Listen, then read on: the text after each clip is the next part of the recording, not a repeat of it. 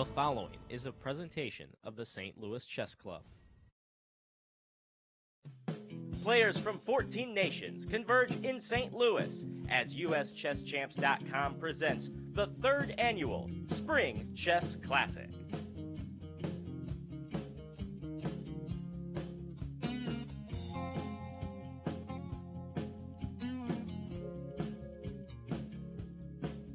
Hello, chess fans. Welcome back to St. Louis for Day 4 of the 2019 Spring Chess Classic. My name is Ben Simon, and I'm joined, as always, by Grandmaster Aman Hambleton. Aman, the hair looks fabulous today, as always. Well, Ben, I can't reveal my secret until the end of the tournament. That's how we keep our viewership. All right. And as you have been asking in chat, what is that on his head? You may never know, but it's fabulous. We are in the midst of this big event where we still don't have a clear front runner in each division. And today we have two very different stories to tell in sections A and B. First, let's take a look at our standings in Group A, our Masters division. We have Jeffrey Zhang and Ilya Nizhnik and Aryan Tari at the top, and two of those players are competing against each other today. Has anything surprised you thus far in this field, Aman, so far?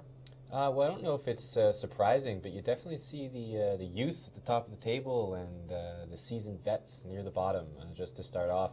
One thing that is surprising that I think maybe people haven't noticed but has been happening is actually Black has been scoring very well in this event. White has been losing a lot of games. We've seen a number of players, including Ivanchuk, Ray Robson, all losing with the white pieces. So it's maybe the case where Black is actually performing very well in this tournament, so we'll have to see if that continues. Yeah, you talked about the youth. This is really all about the youth. The seasonal classic series. Only one person over the age of 35 has ever actually won one of the fields. That was Viktor Mikhalevsky last year. Let's take a look at our Group B section. Bai Jinshi, as expected, the number one seed. He's at the top, 2.5 or 3, followed by Nicholas Theodorou, who was in the studio yesterday. And any insight that you gathered from Nicholas Theodorou during his interview? Well, he definitely seemed like he had the right attitude approaching this tournament. As he's off to a great start, tied for first, and looking to finalize that Grandmaster title for himself. And he remained quite stoic and really seemed to have a good outlook. Wasn't getting ahead of himself and tried to keep it calm and just one game at a time. So I think that's healthy for him going forward. And also, we also had Sorokin, who scored his first point. So the guys who are chasing some titles, some norms in this tournament are off to a good start yesterday. It's important to note that actually we saw Sorokin up there with 1 point. Sorokin actually has already finished his game today. He brought himself to an even score with a victory over his opponent, Denis Kadrich. So congratulations to Sorokin. Wow, so there you go. He scored yesterday, scored today, so that pretty much undoes his first 2 rounds right there. Yeah, keep that train rolling. All right, let's glance at the tournament format. If you're joining us for the first time, here's what's up. We're looking at 2 10-player round-robin fields. The time control, 90 minutes for the first 40 moves, and then 30 minutes are added on at move 41 for the remainder of the game. There's a 30-second increment from move number 1, so the players have to take notation the entire time, and it makes losing on time a little less likely, actually a lot less likely. 30-move draw rule is in effect to encourage fighting chess. The players may not agree to a draw before Black's 30th move. We encourage you to join us all across social media, YouTube especially. We got the YouTube chat open today. And we had 130 people waiting for this show to start before it even went off in the air. And that is just absolutely awesome. Wow. We have 268. We've been having north of 900 for this event. So this is just really great. Lars Von Gett says, thanks for the coverage, St. Louis Chess Club. And Humdog1212 says, is this in St. Louis? Yes, it's in St. Louis. Presentation by the St. Louis Chess Club outside of St. No, Thank you. We're local. We're local. Don't give the St. Louis Chess Club any ideas. They could do that. They could do that. We hope the viewership numbers continue to grow as the tournament gets more exciting. And, yes. There's lots of stuff to play for. Yes, and speaking of stuff to play for, we will take a look at that later on. But the games that are going on right now, Group A, let's take a glance at the pairings for our Masters division. Rustam Kazimjanov versus Liam Lee. Now, I was talking about the stories in these games, and all 5 of these pairings have played before. As far as the first matchup, 1-0 and 3 draws in classical chess in favor of Kazimjanov, and if you count Blitz and Rapid, 3 wins for each and 3 draws. Wow. So Kazimjanov and Lee, no strangers to each other. Akobian and Hansen, we were talking about this. You said, oh, they've played so many times. But according to chessgames.com, they've never actually sat down across from each other at the board and played a rated game. Well, it's that's all been in the Pro old-fashioned. Chess League. That's old-fashioned, Ben. Nowadays, you just meet online. Online is all that counts. Okay. Jeffrey Zhang and Aryan Tari. Tari has him 2-0 at the last 2 Tata Steel events in the Challengers sections. Ray Robson and Benjamin Bach. Robson beat Bach at 2010 chorus. That's ancient history. Let's run it back and see what happens this time. And our key matchup today is Ilya Nizhnik versus. Pardon me, I read them out of order. Our key matchup today is indeed Jeffrey Zhang versus Aryan Tari. The match where Tari has beaten him the last 2 years at Tata Steel. So we'll see. Jeffrey Zhang has really been coming up the ranks. We've basically seen him grow here in St. Louis, even though he's from Dallas. Let's take a glance at the game and see where we are in Group A. Right, and those are some big results. It's not like they played when they were kids, and now everything's going to be different. I mean, they are kids. So 2-0 for Tari is definitely something that no doubt these players are both aware of. We see the game here. As you see the players pretty even on time, slight time advantage for Aryan Tari as we see quite a lot of pieces liquidated from this one. The opening there was quite symmetrical to start off. As you just go back a couple moves, we can see just this queen trade by Jeffrey, initiated by Jeffrey. And I mean, when you get a position like this as black, these pawns on the king side, they're only really scary when there's maybe a queen on the board and it's sort of threats against the king. But after that queen trade on c6, I'm looking at this position and saying, wait a minute, I mean, black has double rooks on the d-file. How can this be bad for Tari? If you envision a position where maybe all the rooks get traded, then maybe I could say, okay, maybe the king comes into e4 and we start to push all these pawns, and actually white has a space advantage across the board, queen side and the king side. So he has these dreams of doing that, but as long as Tari keeps a rook, let's say at the very least on the board, I think he's doing just fine here. And with that control of the d-file, Jeffrey's trying to say, look, I'm covering this square, I'm covering this square, and if you play rook d3, where are you going next? Right. So he's trying to say, look, you can have the d-file, but you're not using it. Whereas, by the other way of looking at it is that Tari controls the d-file, and the only way to challenge it is to trade all the rooks. Now, can he really find time to arrange king to e2 and rook d1? I don't know. Rook d3, rook h3 move in that case would put a lot of pressure on the h2 pawn. So I'm not sure that that Jeffrey can sort of wrangle control of this position. But if he can, he definitely has the optimistic endgame with all that space. But right now it's looking very equal as we catch up to the current position. And Tari has just played the move h5, and he's trying to say, look, if you play g5, I have this long-term idea of maybe trying to bring a knight to f5. By playing g5, white is also going to gain control of the e5 square, so both sides are trying to get an outpost for their knight, where the pawns cannot kick that knight out. And it looks offhand like black is, after this h5 move, should be securing some squares for the knight, has control of the d-file. It means that white's knight can't move so easily because that rook d2 check is going to be very annoying. So white's kind of tied down to defending the current position. And maybe I prefer Aryan's position just slightly. I was wondering about, is it reasonable to think that Tari might want to move the knight on c4 so he can bring the rook down to the second rank? I was looking at maybe pushing the b pawn. That doesn't seem to be an option anymore after a5. Right, and I think Jeffrey was sort of 2 steps ahead of that whole idea. He immediately played a4, a5 early on, just because he knows that this knight on c4 is kind of the key to the whole position here. I mean, he has to have that. He has to have that pawn there, or that knight there. Excuse me. Otherwise, it's big trouble. So I mean, g5 looks like already the knight can reroute. What do we actually see in the games? I believe we have some moves, quite a lot of moves actually, since the position. He played the move G takes H5, and looking at the board, if you have to play a move like that, I feel like there's already something wrong with the position. If you have to play GH5, simply rook takes, and I mean, these pawns now disconnected. There must have been something he didn't like about G5 here, because we look at the follow-up, he actually goes rook D1. And he's trying to say, look, you take my pawn on H4, and what? I have some compensation here with the idea of knight D6. So we see some liquidation here. If knight D6, let's say king E7, knight takes B7. Black has this move. If rook F2, we can take that, and that's a free rook on D1. And if the king moves, we can trade rooks, maybe grab that pawn over there on B2. White has the C pawn hanging, black has the A pawn hanging.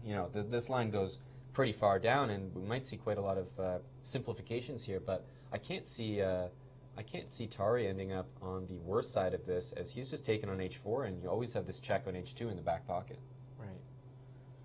So this looks good for black right now. I think Jeffrey would be happy to hold draw at this point. All right. Well, that's our key matchup so far in Group A. Let's jump on over to Group B and check out the matchups that are happening today at uschesschamps.com. Remember, one of these games is already over, but the one still in progress, Steingrimson versus Mista, Barish Politz versus Kaidanov, Vajan Shi versus Sergei Ehrenberg, the one that's finished, Denis Kadrich versus Alexei Sorokin, and our key matchup today is Christian Kirilla versus Nicholas Theodorou. And a reminder, for Group B, unlike Group A, these are all first-time ever matchups. These players are roughly unfamiliar with each other as far as actual play on the board. So let's see how Kirilla and Theodorou are doing. Yeah, we have this game underway here. I also got a glance in person, Ben, as we snuck up for a coffee. So that's what happens whenever our coffee is stolen from the basement. We steal it back from the tournament hall. Yeah. But yeah, it was a great opportunity to see the players. Eye for an eye, yeah. I went up there to check the board and nothing else. So I had to get a glimpse of the key matchup in person. And actually, the last couple moves kind of paint the picture if we go back a little bit. Because in the opening, I think there was a lot of simplifications here. This one started out pretty tame, just as a d4, bishop f4 London system. And we actually got into this position where after knight e4 takes f3, f6, which is kind of a funny position where we've got this bishop hitting the knight, we've got this bishop hanging, and then everybody's pieces are suddenly hanging in the center of the board there. And what a nightmare to calculate what happens here, but both players take two pieces, and we have opposite bishops in this position, and Kirilla follows up with the move queen to f3 after black castles, takes on f4, and he's going to have to displace his own king here as a result. And just looking at the time as well, Ben, I think that basically paints the whole picture. 30-minute time advantage for black here, as we see bishop b4 check, forcing the king to move, something you don't normally want to do if you don't have to. And although there's opposite bishops in the position, let's pay attention to the fact that currently these queens are still on the board. And that means there's going to be great attacking chances for black. We've got this pawn hanging on d4 for the moment. The f-file is open directly towards the king. And as we see the game progress here, rook d1, rook e8, h6, and all of a sudden black is opening lines in the position here. He's got an open e-file, an open g-file. Now, what does Kirilla have? He has that long-term weakness on f5. So if his king can survive, we have ideas like getting this bishop to h3 or d3 and really just taking that pawn on f5. And all of a sudden, take on f5, h7 starts to hang, and black's king starts to get in danger. So it's really whether or not this bishop on b4 can enter the action. Right now, there's no way to do that. If I play c5, hoping that you might take, give me this. Of course, that's not necessarily going to happen. d5 is always an option, or a3, and that bishop is very nearly trapped on the side of the board. If you ever take, there's always b4. So not a very easy position to activate your dark square bishop here. And although Kirilla is down on the clock here, I have to say the last couple moves seem to be slightly positive for him. He has to be very concerned about an idea like rook to e4 here potentially, hitting that d-pawn. But again, long term, I feel like Kirilla has very good counterplay here. And although he's low on the clock, Ben, I actually think maybe Kirilla has a preferred position here. Maybe not preferred, but maybe easier to play. The bishop's going to come to d3, and if that rook gets to h1 and I take on h7, all of a sudden maybe the tables turn and white's actually doing well. So despite the time advantage, I think black, Nicholas here, has to actually be quite accurate, and maybe that's why he's spending some time in the current position. Kirilla down to 4 minutes to Theodoru's 32. Yeah, that was for the first thing that you showed me on there with the queen f3. First thing I noticed was, oh, that queen's coming down. The rook's maybe going to come up to h3 and scoot over, and oh man, black's in trouble. But it's not that simple, of course. No, I mean, you've got this open h-file, so it's just a question of whether this rook can get there, because of course it has a very important job, which is defending that center pawn. But this bishop here, if it can't find itself on this diagonal sometime soon, I really start to wonder, where does that bishop belong? Because e7, d6, these aren't very promising diagonals here. Right. Okay. Well, before we go around the horn and take a look at all of the games, let's see what the players are fighting for. First, the prize fund for Group A, $22,000 total on the line, with their champion walking away with $6,000. And our B group, $14,000 prize fund. The champion walks away with $4,000. And I know it's really early on still. We're only halfway there. But there will be playoffs in the case of a tie for first place. And we've seen playoffs several times in the history of the Seasonal Classic. It's very exciting. It will be on the last day, the same as round 9. So that's why we're starting a little bit early. Yep. So very exciting stuff to look forward to. One of the games I wanted to look at first, I always like to look at the ones that seem like they're a little bit imbalanced as far as the advantage. Yeah, ready to end soon. Yes, Group A. Let's take a look at Ray Robson and Benjamin Bach. As once again, these two players have played once before, but it's ancient history, back in 2010 course, with Robson getting the victory. Where do we stand right now, Aman?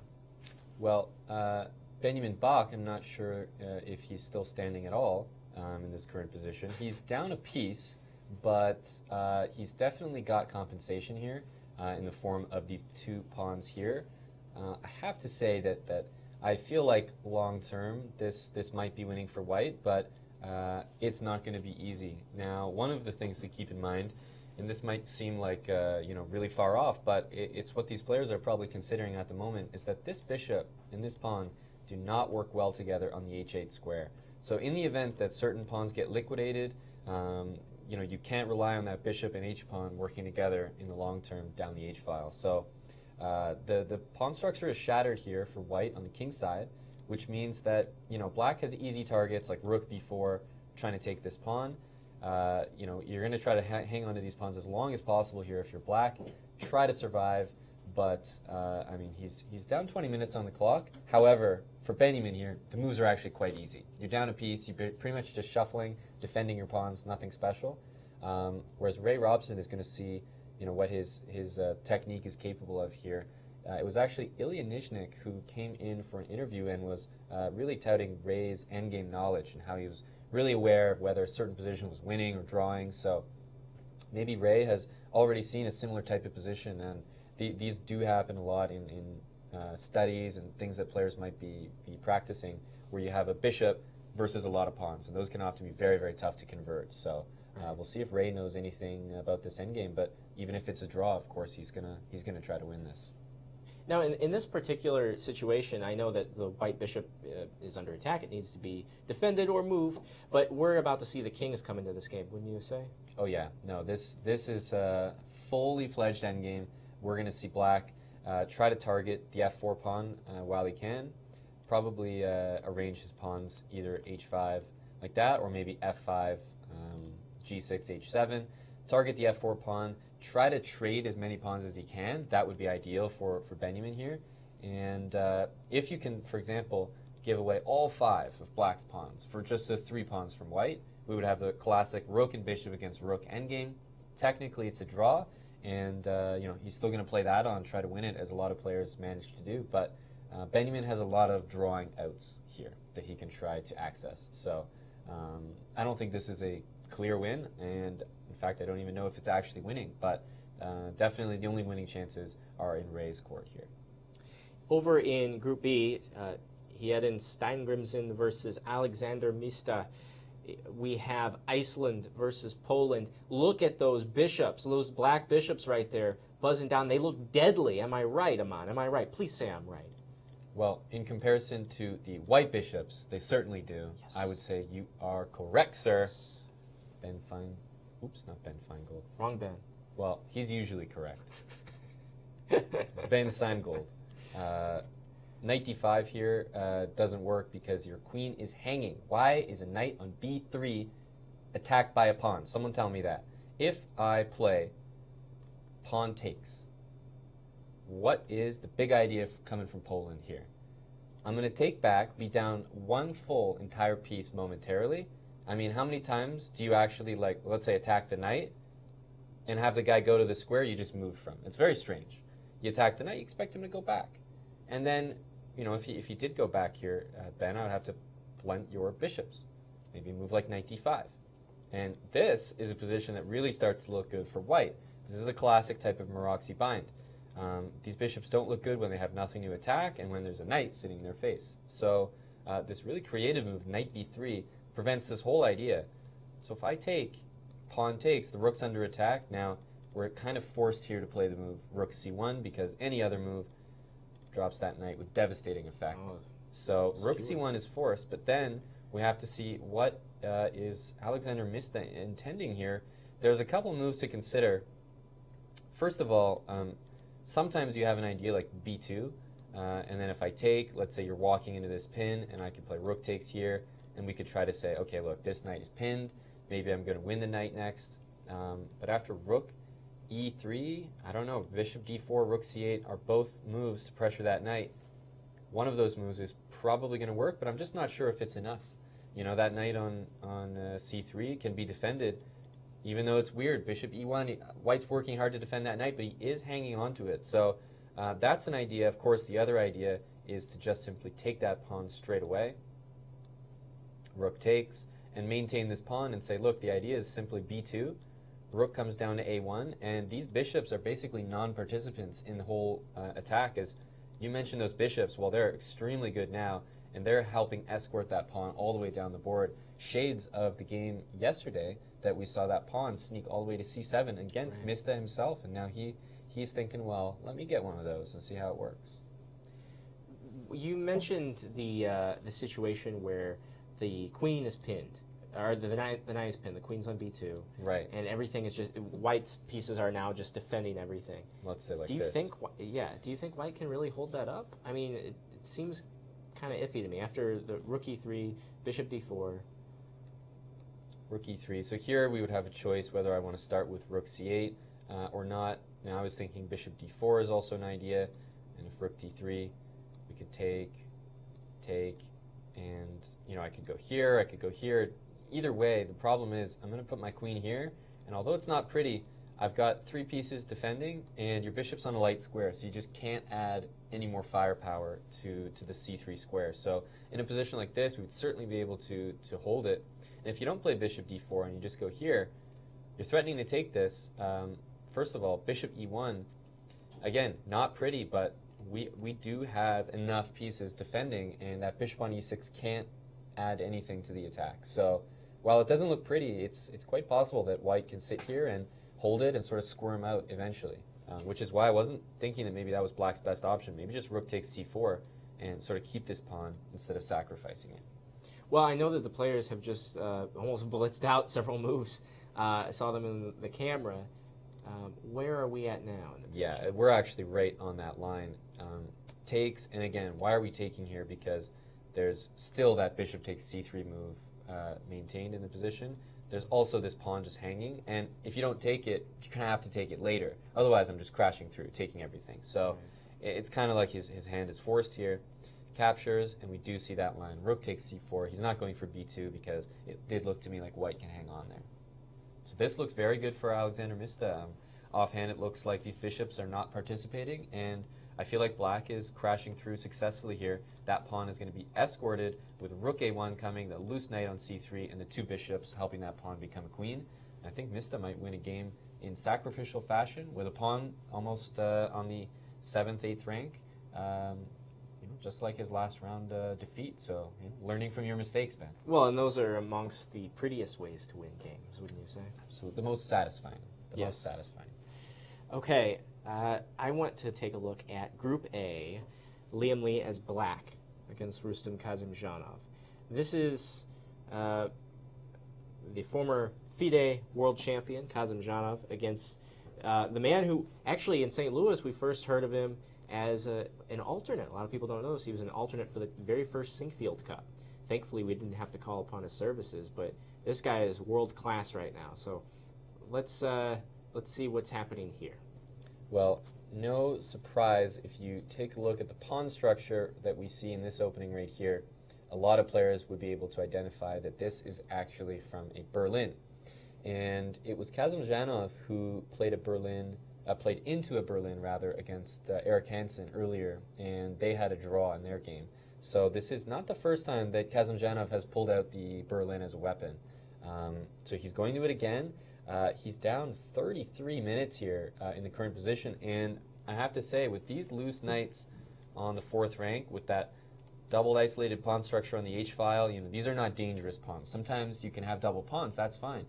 If they're dangerous, they're moving up the board quickly. They can be very tough to deal with. But right here, we've got that knight blockading. We got the rook ready to take the c-pawn, as well as these knights, like I said, are just loose here. That can't move one without losing the other type of thing. Bishop to b7 is a major idea. Pinning that knight to the king. With the time pressure plus all these factors, I think that Le Quang Liam is actually maybe doing well here. I don't know. What about knight d5, aiming for the c7 pawn? Knight d5. So if knight d5 happens, I guess one of the first things that comes to my mind is do we play bishop here and hit that knight with the idea that if you go grab my pawn, obviously you lose your entire knight there. So maybe he's going to go knight d5, bishop b7, and with that knight attacked, I don't see how maybe, because if I play f3, I feel like black can maybe just take this and do well in this position.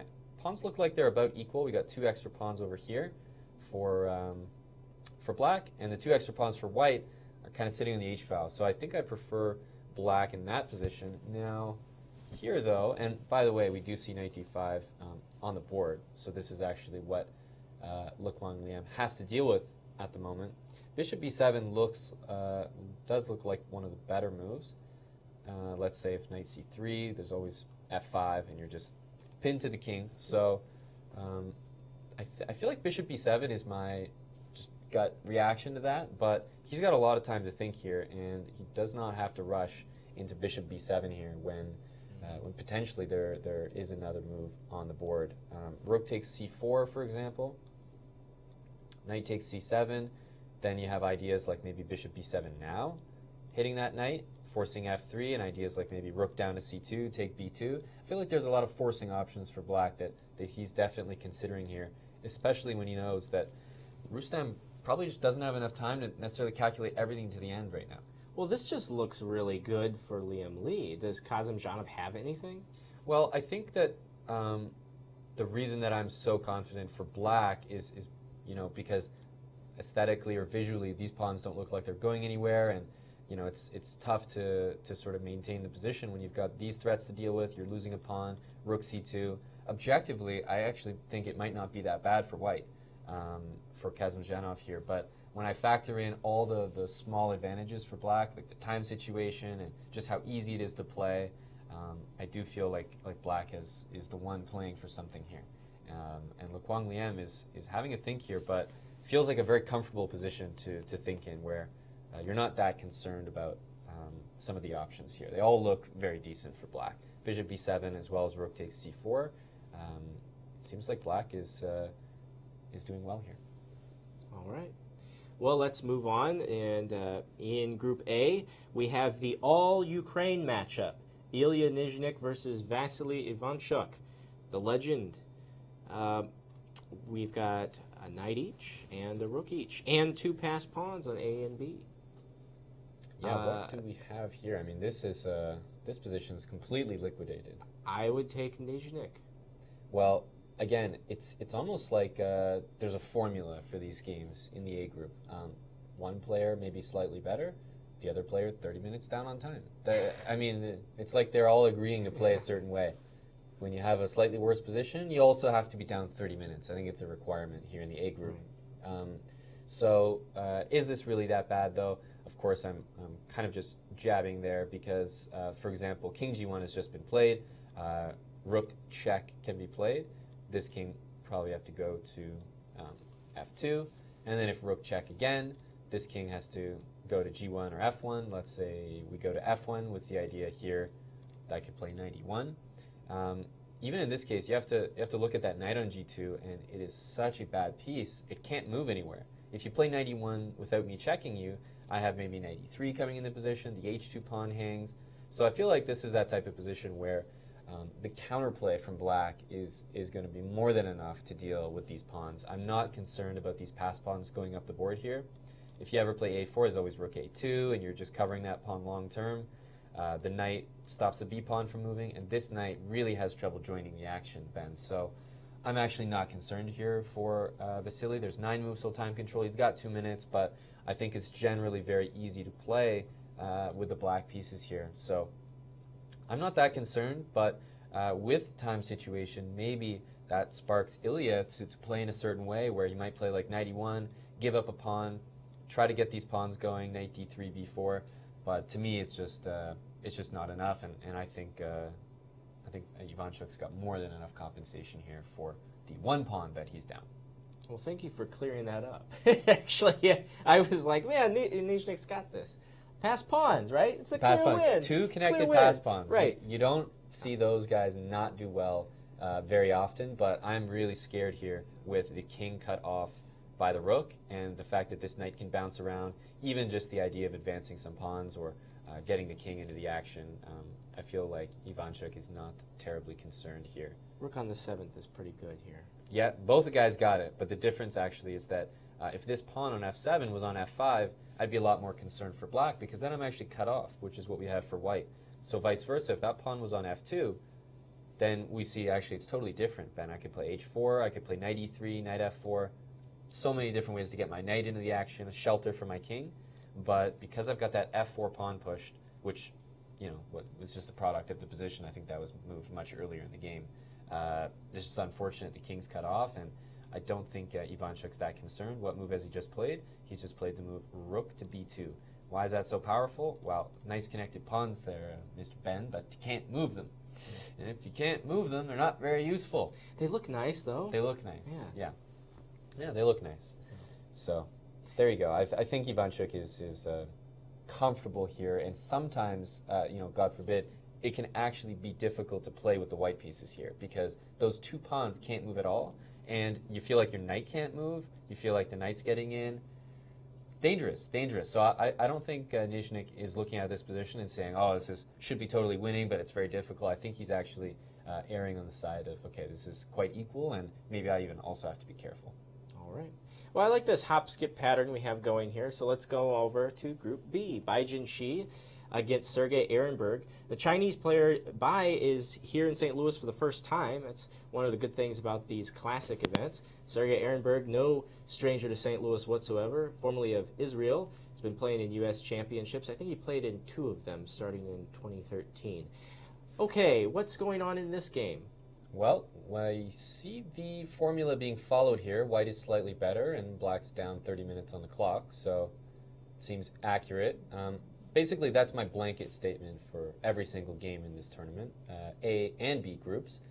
We see B group following suit, as Sergei Ehrenberg really is down 30 minutes on the clock. He's down 1 pawn here. We do have opposite bishops, but make no mistake, Baijin Shi is doing extremely well here. We can see an exchange here.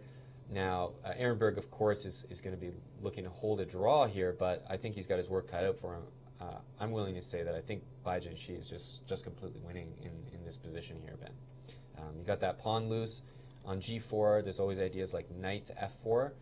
Bishop h4 is coming as well with a nasty pin on the knight on f6. So in this position, it's very, very difficult for Ehrenberg, and I think Baijin Shi is coasting to what could be just another victory here in the B group. And Ehrenberg, unfortunately for him, another loss, coming up winless thus far in the event. He's had 2 draws and a loss. He hasn't gotten that pep in his step yet. I saw him after the round last night, and it kind of beats you down, right? It beats you down a little bit. He played a very interesting game against Kirilla, and I was seeing upstairs, Kirilla and him were doing postmortem, and those games are very exciting and they're very interesting, and I know that that's sort of his style of play. When you come out on the wrong end of the result in too many of those games, it does dishearten you a little bit. So I hope that's not the case, but Ehrenberg in this game, just to sort of go back a little bit, if we check the opening here, we can see right off the bat that actually he sacked a pawn with e5, and just sort of illustrating the style that he's playing in. He's sacking a pawn, he's going for it, but at the end of the day, when your opponent just finds these good sort of classical refutations to your moves and sort of takes all the pawns you offer and then handles the complications, it gets tough, right? You're trying to spice things up, trying to make it interesting. Your opponent just playing good move after good move, defending, and then all of a sudden what he found himself with was a position where it liquidated, and you just get this 1 pawn down position where you're suffering, and then you're down all that time that you spent trying to calculate, and now he's in this position, and they have made a few more moves. G4, knight f4, bishop f7, and this was the position I was talking about where bishop h4 is just a major move here. Pinning the knight, if you don't do anything, e5, there's a lot of game-winning moves here, winning that knight. If you do something, let's say like bishop here, rook h8, I don't know if maybe that's like the only move or something, but let's say one example is that I could just take this and take the pawn. Now I'm up 2 pawns. I'm sure there's better moves than what I'm suggesting right now, but this is an example of like, okay, we just win those 2 pawns. Of course, here's bishop a2, so I'm not too sure about that, but I am pretty confident that some combination of either the move e5 here, hitting that knight, or bishop h4, in some order is going to be lethal. All right. I'm getting word that we have another result in Group B as Alexander Mista has defeated Hjedin Steingrimsen. Steingrimsen actually looks like his white fleet was. Can we bring that game up here? Oh, sure. He is behind enemy lines. That one. The White King does not look happy. That one again. Basically, that's a similar story to Mista's last game. It's so funny. He really repeated the same idea that he lost to. Again, it's these bishops over here. They're just not playing. They're not participating. These guys are doing everything, supporting the pawn, getting ready to play bishop a2, supporting the pawn once again. And all he does was trade the rooks, and he just makes a new queen, and it's just game over like that. So completely missed the idea, I think, of right here. Knight b3. It's really funny. You play a4, knight b3. The guy's pawn is on b3. He moves it forward. You go to the square that he was just on. And you just crash through. As you pointed out, those bishops, e6 and f6, so strong. And we just saw the time advantage plus the crushing position just insurmountable for Steingrimsen, as Alexander Mista, with a really nice bounce back after a tough loss to the lowest rated seed, he comes back with a win. So that's a great game. Yeah, I think we should definitely talk to Grandmaster Mista, if possible, for the first time in this event. Yes. Okay, so we've looked at most of the games, but let's take a look at something we haven't yet. The believe it or not first time over the board matchup, Akobian and Hansen in Group A. Right. Yeah, they have played quite a number of games, but surprisingly that most of them have actually been in the Pro League, as the Montreal Chess Bras have played against the St. Louis Archbishops in the Pro Chess League numerous times, and I believe that's where most of the encounters have happened. That's where ChessGames.com says they've all happened, right. All 4 of them. Exactly. So here they are playing. They feel like they're not strangers to each other, but they actually maybe are. But of course, VAR is a very familiar face, and Eric and him definitely know each other quite well. It looks like we joined this one probably 10 minutes too late. I'm willing to say there was a 30-minute time advantage, but now it's only 20. So what I can say here, though, is that almost all their matches have been a Grunfeld. Var is a d4 player through and through, or even if he goes for some sidelines, Eric usually goes for the Grunfeld against Var, at least. I think most of their games have been like that. So not a Grunfeld today, though. It was actually a Tarrasch variation. And just going over the last couple moves here, we can see massive trades in the middle of the board, including a rook trade. And when you get a position like this, sometimes black is just preferred because early on in the game, while these are great pawns, they gain space, they restrict the pieces. As you trade more and more pieces off, suddenly, hey, that's a free pawn right there, that's a free pawn right there. Black's got the outside pass pawn potential. So this knight just doesn't have anywhere to go. As soon as you move, oops, you lose a pawn. So white's position suddenly is not very easy to play. And after knight f4, there's big ideas like queen takes here, you know, oops, maybe queen g4. There's lots of pressure on the g2 square as well as this knight being hanging. So I think this is a good position for Eric. And let's take a look at the move that was just played. It was knight f4 g3. Got that queen. Don't forget about it, guarding the knight there, thankfully. And after knight d3, black's saying, okay, look, now the knight is attacked, so you can't go grab my pawn. And knight takes e5 as a threat as well. So it seems like to me, especially considering that time advantage, that Eric Hansen is pushing here with the black pieces. And I think Var's just played the move king g2, and that's on the board. Very logical. If let's say that black took the pawn on e5. So you take the pawn on e5. If let's say trade knight takes, oh, there's an extra pawn hanging on h. Is that the issue? Well, there's a pawn hanging here, but I have to be sure it's black that I'm taking this pawn, because I never want to have a position where white takes here and actually somehow I had 2-on-1 over there, but he ends up with the pass pawn. So that's the only thing that I simply can't allow. But in a position like this, okay, actually Eric's just made a move queen to g4. In a position like this, we've actually seen Hansen refrain from taking some of these pawns that have been hanging for the last couple moves. h5 has been hanging, you know, for the last 4 or 5 moves. He hasn't taken it. e5 has been hanging as well. He hasn't taken it. What he's doing is he's trying to create threats around the king, and Var, as we can see, you know, scrambling those moves out. He has to be very careful here. For example, queen a7. There's ideas like knight f4 check and queen takes on f3. So he's actually played the move queen b7 in this position after queen g4, queen b7, and again, you can see he moved with 6 seconds on the clock. So this is going to be a very tough hold for Var, who is facing a lot of these pawns hanging in the position. Objectively, I think he's probably, you know, okay. I think black is slightly better, no question.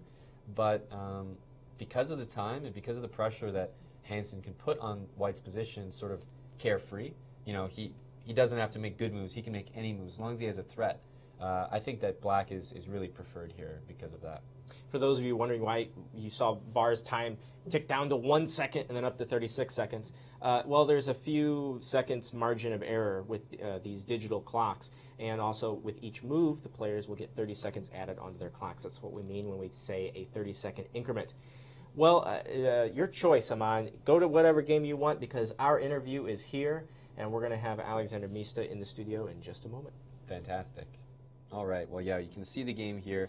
Eric just played queen to c4, but there's a few games that we haven't taken a look at, and over in the B group, I think the one of the most interesting games that we didn't quite jump to yet was actually the game between Andrei Barishpolitz against Gregory Kaidanov, and we see the position here as actually, it's one of the only games that we've jumped to where there isn't a massive time advantage. Both players around 9 or 10 minutes apiece, and Kaidanov here has the bishop pair, but he appears to be down a pawn, however momentary that may be. A3 is hanging as well. White's got this this pawn on f7, so let's say here, king h7, and it's actually black to play here. So yeah, this position was one of the only ones that we didn't jump to yet. Now, offhand, I mean, sometimes in positions like this, it's always tempting to throw a move like queen g3 in the position, and with an idea like bishop h3, and you know, basically just showing off how many pins you could possibly create here. So, don't know if he's getting ambitious looking at stuff like that, but that's always one of the first things that that you look at in a position like this. But in the meantime, we are going to take a look at the game between Alexander Mista and Hayden Steingrimson, as we have Mista joining us in the studio. Thanks for joining. Thank you for the invitation. You came off a loss yesterday, and it's really nice, obviously, after you have a tough game to come back and win. So I'm sure you're happy with the result today. Yeah, it was not an easy game today, especially that the previous two games I was winning, and in the first one I missed easy win, and in the second one I also missed. Maybe it was not so easy, but Right. but I knew that I could win somewhere, but Yeah. I couldn't find it. Unfortunately, and I blundered a few moves Right. and lost the game. The game yesterday against Sorokin was quite interesting, as he actually had a pawn pushed all the way down the board. It seemed like you almost learned from that and used it today to your advantage. Yeah, I saw that the passed pawns are very hard to stop. Yes. So if you don't mind, take us through the game, maybe from the start, some of the important moments in your game today. Yeah, it started with knight f3 and transposed to Sicilian and to Maroczy structure. Right, yeah. Always a solid structure for white, but you came quickly with this idea, knight to d7. And, I have already played one game against Gajewski a few years ago, so I still remember something. Good. Okay, you had some ideas, and let's see here. This is all And now fairly normal. f3 I didn't like this move. Usually they play before, and it's very suspicious to take the pawn. Right. Bishop c3 and knight e4. So I planned to play knight e6 instead of this, and like in my game Like this? against Gajewski, yes. Rook c1, a5, b5, and knight cd4, and complex position. Sure, yeah, and just the middle game from there. So he went for this move f3, which, yeah, I guess it's just a little bit slow. Is that it? Yes, now I have some good options, and I think knight d4 is good enough because I exchange one piece and I don't have problems with space Yeah. now. But bishop g7, maybe I was too fast with this move. Were you considering something yeah, else? a5. I could A5. play a5 and bishop e6, and the same plan like in the game. Let's say here. And bishop just go g7, back, yeah. yes. Yeah, because you always have. Let's If say I the manage dark to squares. exchange dark square bishops, then my position should be good. Sure. So, sure, bishop g7, Rook c1, c1, a5, normal. b3, bishop b6. Usually they put bishop on c6 in the other line, bishop d7, bishop c6. But now I think I didn't have to play like this, and bishop on e6 Right. looks quite okay. Because maybe you're a few moves ahead of. Probably one. Yeah. I tried to calculate the moves Yeah. comparing to the main line in this variation. So I couldn't find one move for me, so I had to change something. Yeah. Bishop e6, rook e1. I was surprised with this move. I expected bishop e3 followed by queen d2, and if I play queen b6 and rook c8, then it transposed to the main line, and Right. the plan queen d8, queen f8, h5, king h7. Yeah. But of course, white has some options like rook c2, rook b1, and try Yeah. to push a3 and b4. Yeah, so it would just be a pretty standard game at that point. But again, Yeah. you're always thinking like, do I have an extra move here? Who's ahead? Yeah, the only difference is that I have my bishop on e6, not on c6, and Right. I'm not sure is Yeah. it good or not. Yeah, who knows? But yeah, rook e1 is a bit slow. It seems like maybe he's Yeah, the going plan for is this. to play knight d5 at one moment and take control over e file and press on e7. So I had to be careful. But so far, standard moves. Standard, yeah. Rook c2, yes, this was also a strange move. It seems like he's following maybe like a few of plans combining them together. Yes, and he wanted to double rook on e file, and he was waiting with knight d5 as long as possible. Mhm. Yes, so now I play queen d8, bishop d5. Now it can be no, knight d5 and rook ce2 after exchanging on d5. Yeah, that can be weak. So you kick the bishop. Yes, and g5. And I wanted to set a battery on the long diagonal. Mm-hmm. Queen d2, bishop f6, and g3, queen g7. And now it's important moment. I saw the trick that he fell into. It seems like this whole idea of rook e1, bishop f1, g3, bishop g2 is using quite a lot of moves to do that. Yes. I managed to find the counterplay, but f4 was maybe main here. move. Right. Here, because now I don't have the trick with knight b3. But Yes. if a4 before, maybe I can try something like this. Like this? The same a4 Ah. before and knight a6, and now both pawns are hanging. Mhm. And if knight d5, I can take d5, and I wasn't sure about b5 now. Ah, very dynamic. Yeah. That maybe it's suspicious. Rook c2 Yeah. or queen c2, knight b4. And who knows? Queen c4. Queen c4, no, yeah, and I'm losing. All of a sudden, white's bishops Yeah, look no, pretty yeah, good here. now it looks better. But I also had some ideas to transfer my bishop to c6 now, and use the other diagonal, because now the Right. king is a little bit exposed.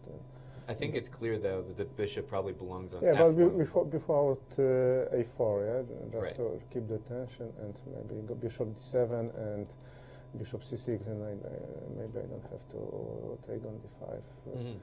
and I can or Okay, maybe bishop g2. bishop g2, yes. But I think it's clear this was a big I alternative. wasn't sure about this position, how to continue. Right. So I was still thinking about the right plan here. Mhm. But the bishop g2 is too slow, and It is, yeah. blunders, in my opinion. a4, and Yeah, I now black's position is better. Yeah. These bishops are doing much Yeah. better than these, and after b4, it's a really nice move, knight b3. That obviously you'd seen he maybe would fall for this. I was planning it many moves before. Very devious, yes. Knight b3, and really there's nothing to do with white. You're forced to sort of accept. The pawn is too strong. I know I can use all my pieces. Yeah. Two bishops are not, white bishops are not so strong. Yeah. And Did you see any better resistance, or it's probably just... no, I didn't see, because if, for example, knight b1, here I have rook a2, and Right. bishop on f2 is falling. Right, so bishop d4 as Bishop well. d4, yes, Yeah. coming. And I control everything. So even if white plays e5 and bishop e5 and rook e5, then this position is still worse, because I have many pawns, and of course b3 pawn is very important, and now I think no way to defend. Yeah, it's really tough to hold at this point. So, I mean, he played knight e2, but here it's pretty easy plan, just all the pieces are working. So Yes. And queen is defending the king. Yes, I didn't have to use it though. f4 played, Yeah, there was no other moves. and obviously just B1. making queen. Yeah. So, like I said, it was really funny to see you actually use the same idea from last game, and there you go. It worked out really nicely. So Yeah, finally. yeah. So obviously, a win is a great result for you today, and congrats on the game, and thanks for taking the time to come by the studio. Thank you. Thanks. All right, that was Alexander Mista who just took us through his victory against Hedin Steingrimsson from Iceland today in the B group, and we will continue to take a look at some of the games still ongoing here. Who do we have? I think it was the game of Hansen and Akobian was in some serious time trouble, so maybe we can jump back to that and see what has happened. They still haven't hit move 40 here. I think we were around this area. Queen c4, e6 was played in order for VAR to sort of coordinate his pieces again and get that knight into f5. It looks like he made his last move with 4 seconds on the clock. Still 3 moves to play until time control. VAR is definitely going to make that. But long term here, if Hansen can arrange a queen trade, we have 1 extra pawn for black, and the idea to get a pass pawn on the queen side. Let's see what VAR can do here. It seems like he's very comfortable in time pressure. I mean, he's pretty experienced and a very strong blitz player himself. So no issues there, but the real problem is, what happens once you make the time control is you're faced with a position that is definitely worse for white here. As you're down a pawn, and if you can keep those queens on, though, you can make some real threats against the g7 square. So I think for the cost of a pawn, Akobian has made his position a little bit easier to play, which I think is the right way to approach time pressure. Very well. Have you looked at Jeffrey Zhang and Aryan Tari recently? I think it might be headed toward a draw. No, we haven't checked that one. That was the one, I think, when we looked at it as our featured game today, we had said that basically there was probably going to be a lot of liquidation happening in that one. And as we looked at it, it's sort of around this rook takes h4 moment. And I had proposed basically a long line where basically every pawn was falling. And let's see, they sort of went on that track here, and Tari declines a repetition in order to continue playing. And instead of taking that pawn, Jeffrey plays rook h1, which is probably the key move to really hold things together, because again, if we had just taken here, there's a lot of moves in play, but also white's pawns do start to fall there. So this is a really nice move that if rook takes b7, you've got rook h7 check, taking that rook back, and it just activates the rook before we take that pawn. And what do we see here is pretty much the same thing, except white gets that extra pawn on e6 for his troubles. So it is looking more and more like this one is headed towards a draw, as Jeffrey Zhang and Tari are pretty much around the same time left on the clock. Material's dead even. There's no dangerous pass pawns, so I think this one is pretty even here, Ben. All right, and that means we still may not have a clear leader in Group A after 4 days. As they draw, who can leapfrog them in the tournament here, who also has 2 points in the A group? Well, Ilya Nizhnik in the all-Ukrainian matchup, Nizhnik and Ivanchuk. He'd be the only one that could actually leapfrog to 3 points with a victory. And this one, it looks more and more like, I guess King E2 was the last move. Yeah, this one is looking more and more like nothing to be afraid of for Ivanchuk, as you can actually see the developments. Let's take a look here. at the board if we can and get that up there. You can see the developments here. It's actually, those pawns have really vanished from the board there, Ben. So many pawns have vanished from white's position, actually. And the reason that that happened was after rook b2. Again, it's so hard to play this position with white, so he decided, I'm going to do anything just to get my knight active, and both sides just started taking all these pawns. And what white is relying on is basically, if you play, let's say, knight takes b4, I would always have long-term something like knight f6, and usually in these positions you can arrange a draw by taking the pawn and coming back, and just giving enough checks to the king that there's no way to get out of that. But that being said, Ivanchuk doesn't really have anything to be concerned about. The players have hit time control. I think the most likely result for this would be a draw, but it depends how ambitious one or both of these players get. Well, then that would mean no leapfrogging today. Right. Now that's what it's looking like here so far. Okay, so we've covered every game, at least for a little bit.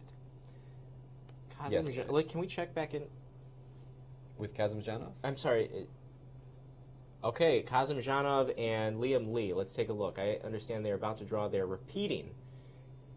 Kaidanov, apologies, I misheard. Gregory Kaidanov's game in Group B. Right. Against Andrei Boris-Pulitz. This one is looking like probably still in Lekwang's favor, which is what we had seen before, but nothing decisive yet. But Kazimjanov has his work cut out from there. Right. Over in the B group, the game between, who is it, Gregory Kaidanov Yes, and black against Boris-Pulitz. Right. This one, I was taking a look at it here, and I was saying every kid has the fantasy of just playing Queen G3 and Bishop H3, and there's so many pins in the position. You can't take any of my pieces, even though it looks like you can. But I'm sure there are very tactical reasons why that just doesn't work. And as a result, Queen C1, Queen F4, and I mean here it's almost too bad that Kaidanov has to take a draw, or so it would seem, because if he didn't have to, I'd almost prefer the bishops, but the problem is this pawn is so hard to defend, and if you play bishop c5, there's queen c7, because you're not covering that anymore. So maybe he can play, what's the only move here, like queen c5? Maybe queen c5 can be played? Because I'm looking at queen c5 here. First of all, I'm looking at this repetition, and I'm saying that this looks like he's using the repetition in order to gain some moves towards move 40. Right. It seems to me like if black can arrange a queen trade, he's doing much better in the position. So I would expect Kaidanov to give real thought to queen c5. You have to find a move that deals with queen c7 check, queen takes a7 check, watches your bishop, sort of like does everything at once. And queen c5 seems to be one of the ways to do that. You're hitting the queen and you're hitting that knight. Now, for white here, there's actually not much I can do about that, unless this insane move somehow works. But no, I mean, there's just no way. At the very least, I have queen back. So, no, if that doesn't work, I mean, we're going to see queen c5 on the board because it's just forces a queen exchange. And if I can force a queen exchange here, then I'm hitting this pawn. I've got the outside pawn, and I've got the two bishops here. So, in fact, yes, queen c5 is on the board. So, yes, he was just using the repetition to gain some time on the clock and waste some moves before move 40. Is now they're on move 37, approaching 38, and he's going to make time control, no problem here. And I think Kaidanov is going to be pushing. It's very, very small advantage because I just prefer the bishops. You got that outside pass pawn, but probably should still be a draw. But he's going to push this, I think, a little bit. Yeah, he'll need to if he wants any result other than that. Queen e1 has just been played by the former Group B champion. He does not like that endgame with the two bishops. So he's trying to keep the queens on, and the play continues. All right. So maybe not an immediate draw there. Let's jump over to Kirilla and Theodoro, also in Group B. Bishops of opposite colors. But is it a drawn endgame? It looks like there's really good chances here. And actually, as we saw earlier, that position developed exactly as I thought. It was actually white gaining the upper hand here as that bishop h3 move came in, rook h1, all the moves that look scary. Bishop takes f5, and yeah, white was actually crashing through here. Had to be careful about the clock, but I think with the bishops of opposite colors and the rooks on the board, white would like to claim that if he can just get that pawn to g5, it's nearly a checkmate on the board. But you have to be careful. Bishop f2 is a threat, hitting that pawn, as well as this sort of outside a pawn that could start running here. But I would say big improvement for Kirilla, as we saw him down to like a minute earlier on. The king was running around, but he's really improved his position, and I think that white's doing quite well here, Ben. We talked about Kirilla, I think it was on day one, him starting the new Mizzou chess team. Right. So it can only be good publicity with a good showing here. Yes, we're going to lead by example. Yes. Lead by example. Yeah, brand new. Mizzou throwing its hat into the college chess ring. It's Missouri and its universities, especially here in St. Louis, are no stranger to that. Right. It's getting stronger and stronger here. All of the games are still happening in Group A. Nothing is ended. Right. Well, I'm pretty sure that Nizhnik and Ivanchuk is... I mean, I don't know if it's about to end, but I can just safely say that I believe... Is this a draw agreed? Or is this a checkmate? I think he just mated himself. Oh, that does look like mate. Oh my gosh. I think he just mated himself. Wow. Christian Karilla, mate in the board. Very Yeah, nice. actually, there. bishop d5 was played.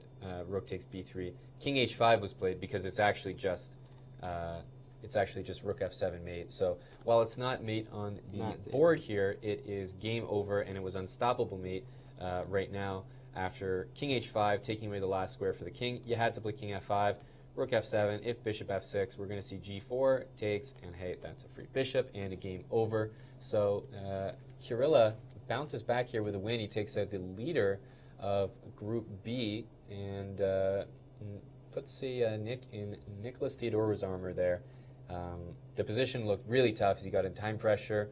The king was exposed, but as I was saying, he really brought it together, and it actually looked good for Karilla as long as he could manage the time, and it looks like he did. And now Karilla right now in the live standings is also at the top of Group B with that victory. So congrats to him.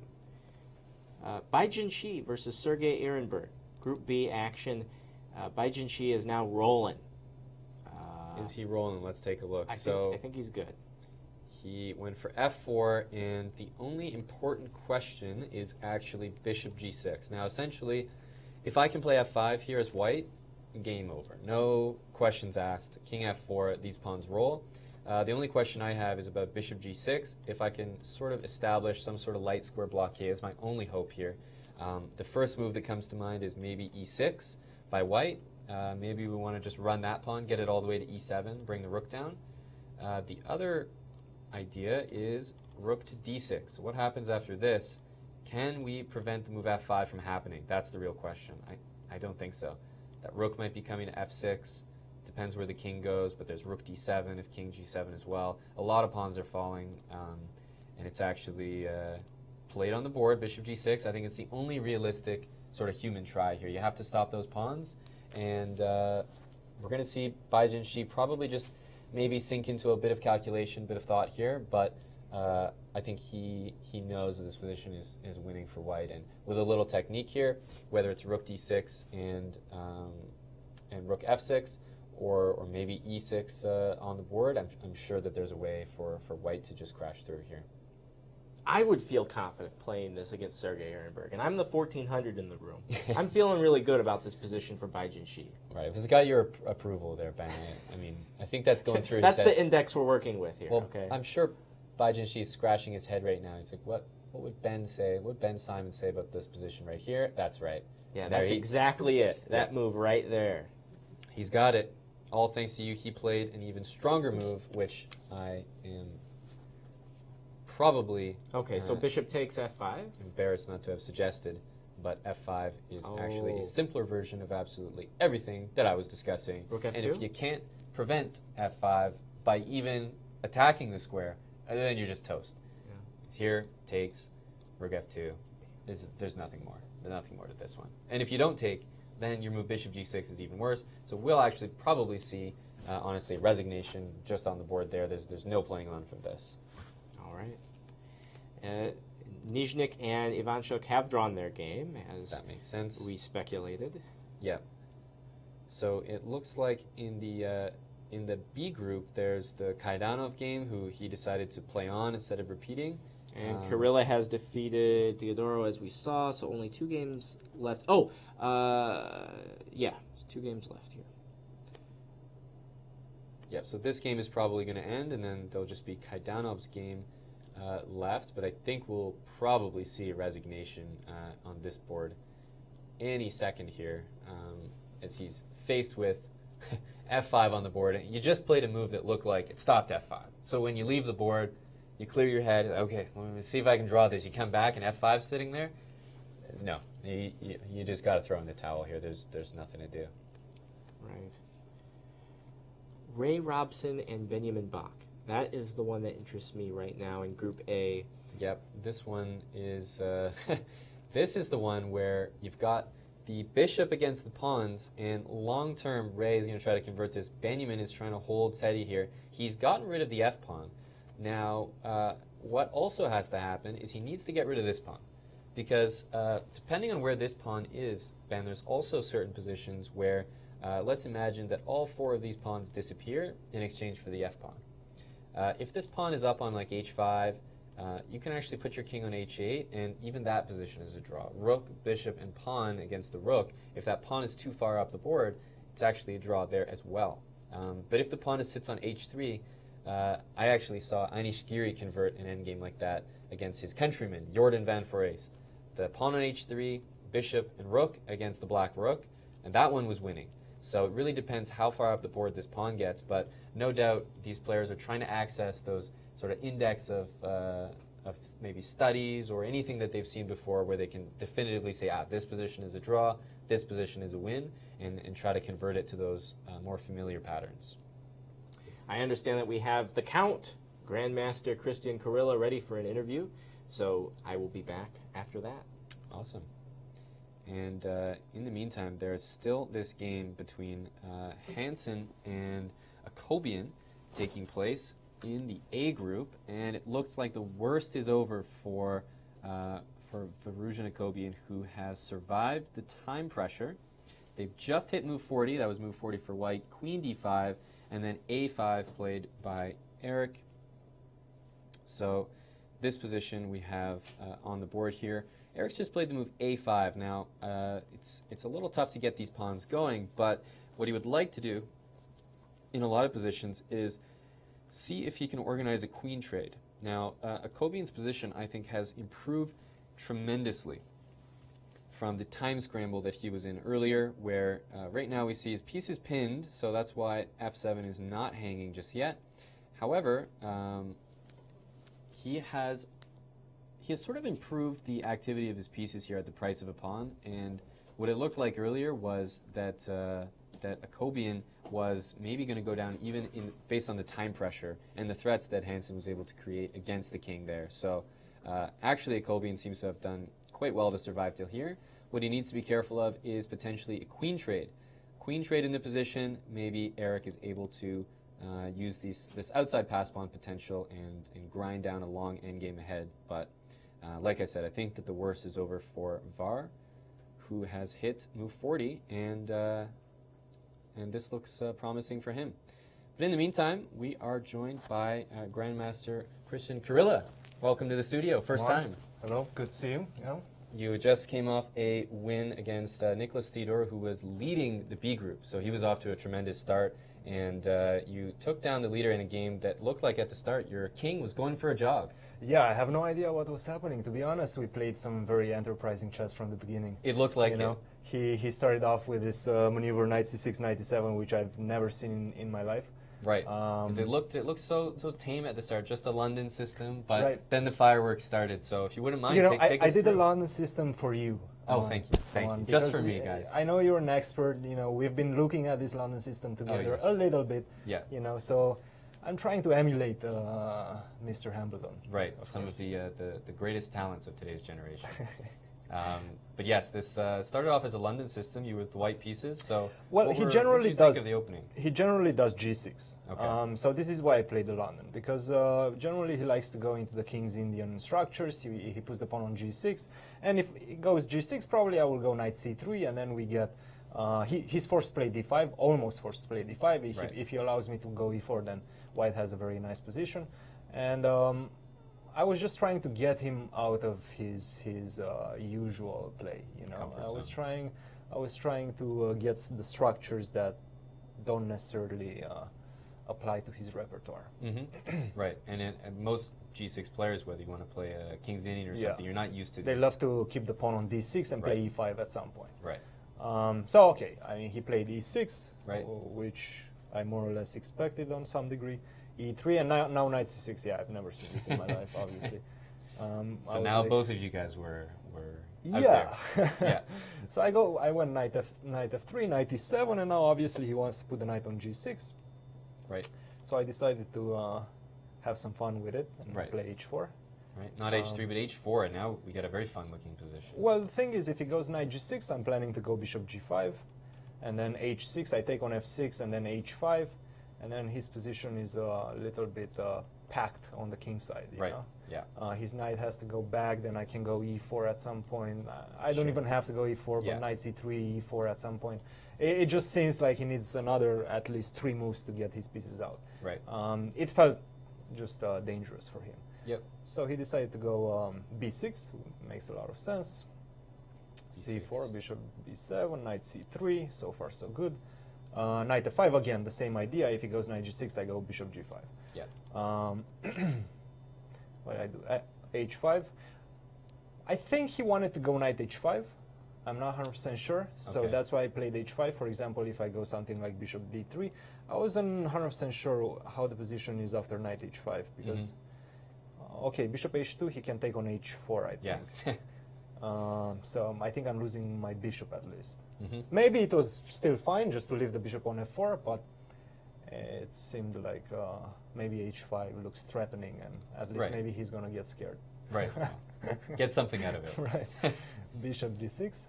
Sure. All And then right. actually, suddenly this position looked like the strangest orientation of pieces in the center. after Yeah, no, 95 I F3 think was bad. F3 and F6. Yeah, So, I think he's already getting a very nice position here. Mhm. 95 didn't feel right. I think bishop g5 is probably the better move. Threatening bishop takes f6 and e4. right. So I think what he was mentioning was bishop b4 in this position. Mhm. And to be honest, I'm not really sure how, H6, how yeah. this one looks. Maybe queen b3, maybe bishop d3. I mean, I have a lot of ways. The thing is, yeah, I would love to get control over those light squares in the center and play e4 at the right moment. Right. Like bishop d3, obviously, I think he was mentioning h6 in this position. And I don't think I'm getting e4 because bishop takes f6, queen f6, e4, he takes on d4. Yeah. Um, not quite. So I'm not getting there, you Yeah. know. I'm close, but not getting there. Maybe I just have to play it simple. Queen c2, maybe try to exchange the light square bishops with bishop e4. I don't know, or maybe even queen b3 before. But obviously a very very complicated middle game. Yeah. I played 95, which was not amazing. Knight e4, knight takes e4, bishop e4, f3, f6. I kind of underestimated this. Right. I thought he's going to go back to b7, and then I'm going to go g4. Yeah, in that position maybe is a little more fun. Yeah, Yeah. yeah. A little more fun to play. f6, take on f5, take on e5, take on e5, bishop b4, king f2, take on f5. And now I think he's going to have a very difficult position after bishop d3, castle, queen c2, and then I just want to go rook a g1. You're going to get killed on the king side. Now that looks like a good position there. Yeah, and my king on f2 is actually perfectly safe. Doing well. Yeah, Yes. yeah, yeah. So, okay, I mean, obviously he didn't go for this. f6, which is a very strong move. Mhm. And now... Was to be this hon- stuff more or less forced? I mean, everything just sort of I don't disappeared know. now. Yeah, I was... initially, I wanted to take on e4. Mhm. F takes e4, take on e5, d takes e5, bishop b4, king f2, knight h6. But then I realized those pawns are looking quite funny. My bishop on f4 is actually not doing anything, and it's not going to do anything for a very long time. Right. If I don't take on h6, then the bishop on f4 is going to be stuck there. Sure. And if I take on f6, then still, my pieces don't get to his king. Yeah. Yeah. He castles and checks you. He castles, Quite checks very- me. yeah, I think I have to bishop put the is bishop strong. on f3, and once again, is the difference between the bishops, Yeah. obviously in his favor. Yeah. So, yeah, I decided to take on f5 and kind of pull the brakes. I was Right. in the mindset of trying to get equality already. I think Sure. I'm slightly worse already. Yeah, that's what it looked like. But I think there was a moment where, I mean, you were quite low on time as Yeah. well, so the Yeah. time pressure also Yeah. playing a factor. Yeah, I spent a lot of time trying to understand this position.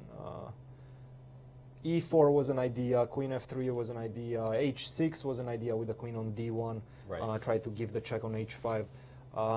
You know, there's a lot of things to calculate, but I'm not going to go into all of those Yeah, variations. Let's go to queen f3, just normal moves. Bishop b4, queen Okay. f6, Right. rook d1, rook a8. I think this was a good move for him because I don't actually have a very useful move. No. However, it looked like the move h6 kind of worked out for you in the end. Yeah. The way that it happened in the I game. think he had to take on h6. Right. Was there an improvement you saw for him? Because Yeah, just after h6, take the pawn. just take it. It seems to have more cushion on the h file. You know, I have to go through two Twice. pawns. Yeah. Breakthrough twice. Right.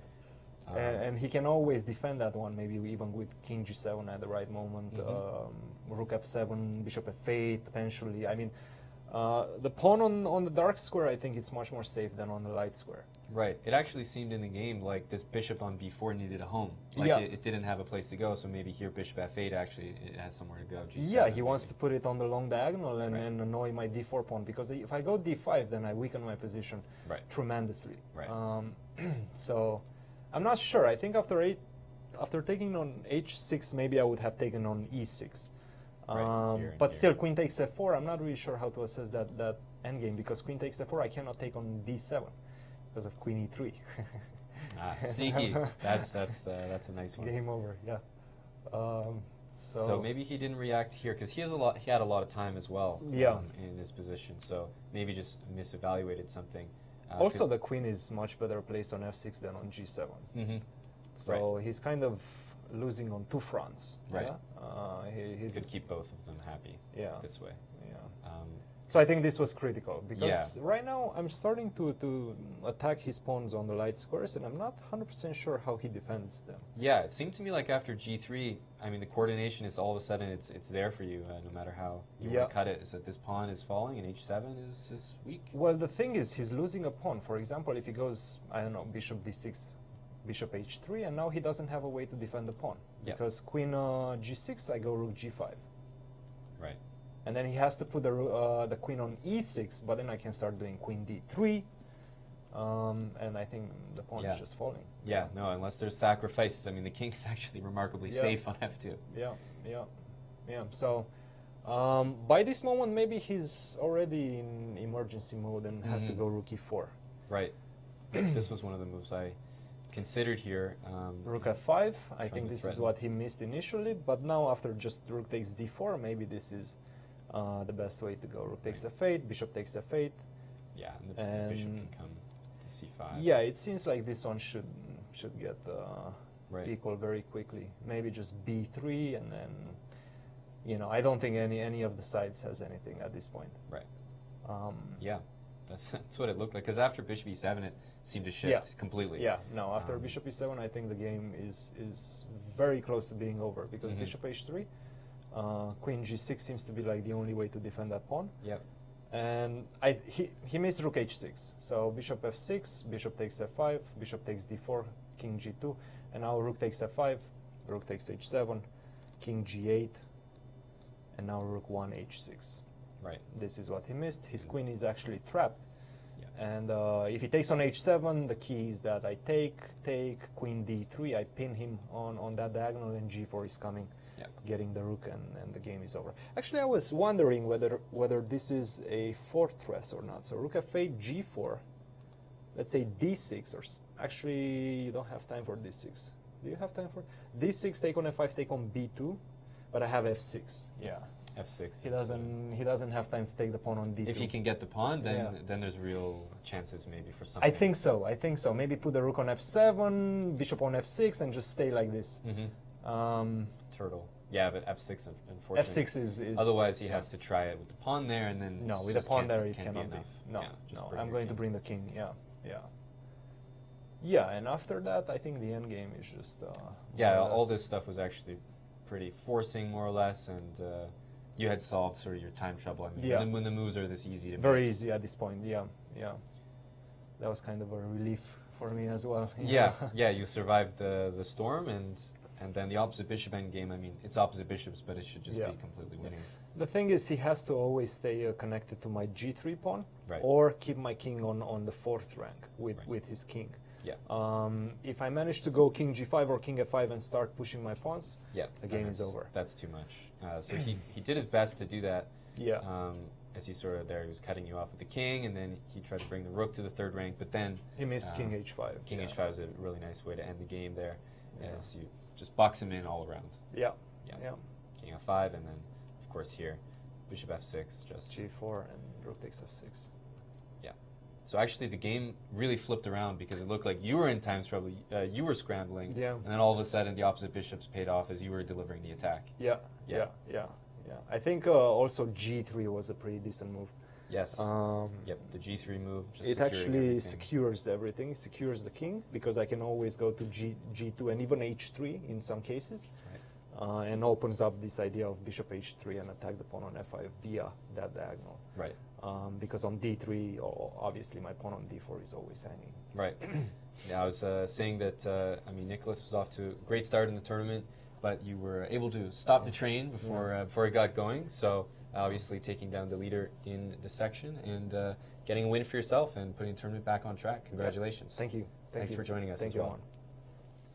That was Grandmaster Christian Kirilla taking us through his win against Nicholas Theodoru in the B section here at the Spring Chess Classic. And what a comeback that game was, as it didn't look good early on, but he was able to turn the game around completely and come away with a victory, taking down Theodoru, who was atop the leaderboard so far. So that really shakes up the standings there in Group B. A few games still in progress here. Gregory Kaidanov against Barish Politz is still in progress in the B group. We also had I believe we had a result. Yes, that was, of course, right before we jumped into that analysis. Jinshi Bai did win his game as Ehrenberg resigned that position, which was completely lost after F5. Nizhnik and Ivanchuk, we mentioned earlier, drew their game. And still in progress, we have Benjamin Bach and Ray Robson, Tari against Jeffrey Zhang, as well as Hansen against Akobian. So still some games in progress to take a look at. It definitely looked like Sergei Ehrenberg was spooked by that F5 move. As we thought, it was a resignation. Right. Well, guys, I've been looking on USChessChamps.com, and I just noticed we are only 15 days away from the U.S. Championship. That's right. And we're going to have 3 of the competitors in the A field play in that event, but you're also going to have Fabiano Caruana, you're going to have Hikaru Nakamura, Wesley So, joined this year for the first time, formerly of Cuba, Linier Dominguez, and of course, the defending U.S. champion That's himself, the unlikely hero of last year, Sam Shanklin. They'll be joined by 7 other players in a 12-player round robin, and also, at the same time, the U.S. Women's Championship. Nazi Bakidze is not defending her title this year, so we are going to have a brand new U.S. Women's Champion. It all begins round number 1 on Wednesday, March 20th, just 15 days away. It's exciting. I mean, it's just a busy chess month here in St. Louis. A great time to visit. It's a busy chess year. You know, Right. We used to say, "Oh, the U.S. Championship is coming up." It's like chess Christmas here in St. Louis. Right. Well, maybe I don't want to say lost in the shuffle, but there's definitely more to fill the calendar now. That's right. But the U.S. Championship is near and dear to all of our hearts here at the St. Louis Chess Club. I know we only have 1 game finished in Group A in the Spring Classic today, but if we have any kind of results or standings, let's take a look at our standings. They're not much different than what we saw at the top of the show because we only have 1 draw to add to Nizhnik's score and Ivanchuk's score. Jeffrey Zhang and Aryan Tari look like do they still look like they're going to draw here? Zhang and Tari, I was just checking that game. I mean, it definitely looks like it's going towards a draw. I can't see anything between the 2 players in that one. I mean, it's the most likely result, but with the game still going, I guess technically anything can happen. Yeah, and who knows? Maybe Ray Robson will join them. We might have a 4-way tie at the top after 4 rounds have been completed. Let's glance over at Group B, where only 1 game remains today. A little bit of a clearer picture as Bai Jinshi continues to remain consistent at the top, and he is our first clear leader in either section for the Spring Chess Classic. Yeah. Can he be stopped, Aman? I mean, it's going to take something special. So far, there doesn't appear to be any big holes in his game, and even when he's not winning, which hasn't happened very often, he has never really looked in danger. And I think that's when the players in the group are going to be feeling like they can beat him a bit more when they finally see him in danger, maybe out-prepared, maybe low on the clock. We just haven't seen anything so far that would indicate that. So it's a long tournament, and if he can remain out of any of that sort of danger for the whole time, that's extremely impressive. So we'll see. And tomorrow is another day, another round. Here are the pairings for tomorrow in our Masters division. Group A, Ivanchuk versus Kazimzhanov, Bok versus Nizhnik, Tari versus Robson. That could be a key matchup right there if both players are in the lead with 2.5 points. It depends on how Robson scores in his game that's going on right now against Bok. Eric Hansen versus Jeffrey Zhang, and Liam Lee versus Var Akobian. And here are the pairings for Group B tomorrow. Kaidanov, Steidengrimsen, Ehrenberg, Barsh-Pulitz, Theodoro versus Baijin Shi, Sorokin versus Kirilla, and Mista versus Kadrich. It's nice to talk to Mista today.